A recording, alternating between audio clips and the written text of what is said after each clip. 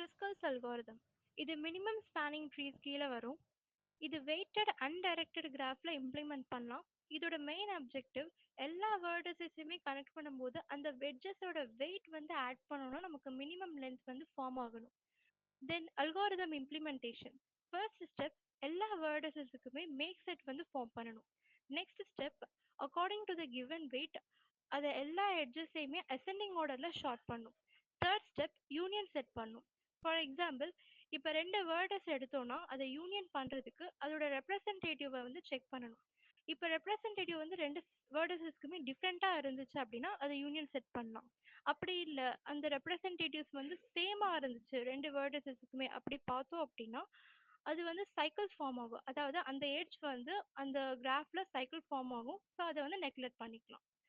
So இந்த algorithm எது வரைக்கும் நமக்கு இம்ப்ளிமெண்ட் ஆகும் அப்படின்னா, ஃபார் எக்ஸாம்பிள் நம்மகிட்ட n வேர்டஸஸ் இருந்துச்சுன்னா n-1 ஸ்டெப்ஸ் வரைக்கும் இம்ப்ளிமெண்ட் ஆகணும். Then algorithm analysis.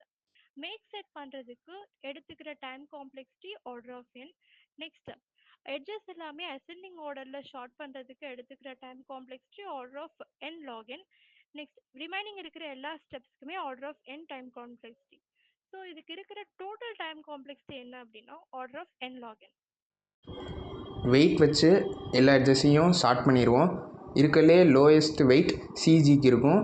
ரெண்டுக்கும் வேறு ரெப்ரசன்டேட்டிவ்னால் நம்ம யூனியன் பண்ணி ஒரே செட் ஆக்கிடுவோம். அதுக்கடுத்து ஜிஎஃப்க்கும் வெயிட் ஒன்று தான் இருக்கும். அது ரெண்டுக்கும் வேறு ரெப்ரசன்டேட்டிவ்னால் ரெண்டையும் யூனியன் பண்ணிடுவோம். நெக்ஸ்ட்டு எஃப்பும் பிக்கும் இருக்க எட்ஜில் தான் லோவஸ்ட் வெயிட் இருக்குது. ஸோ அதை கன்சிடர் பண்ணுறோம். ஸோ அது வெயிட் 2. ஸோ வந்து அந்த இதை வந்து அந்த காம்பனன்ஸோட கனெக்ட் பண்ணிடணும். ஸோ வந்து சிஜிஎஃப்பி அது கனெக்ட் ஆகிரும். அடுத்து நெக்ஸ்ட் லோவஸ்ட் வெயிட் இருக்கிறது வந்து எஃப்ஏ எட்ஜ்.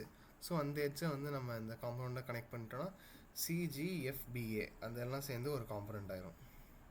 அப்புறம் டிஇஹெச் அது வந்து தனி காம்பனன்ஸாக இருக்கும். நெக்ஸ்ட் ஷார்ட்டஸ்ட் டிஸ்டன்ஸு வந்து டிஎன்இக்கு இருக்குது, அதாவது 3. அதனால் அதை யூனியன் பண்ணுறோம்.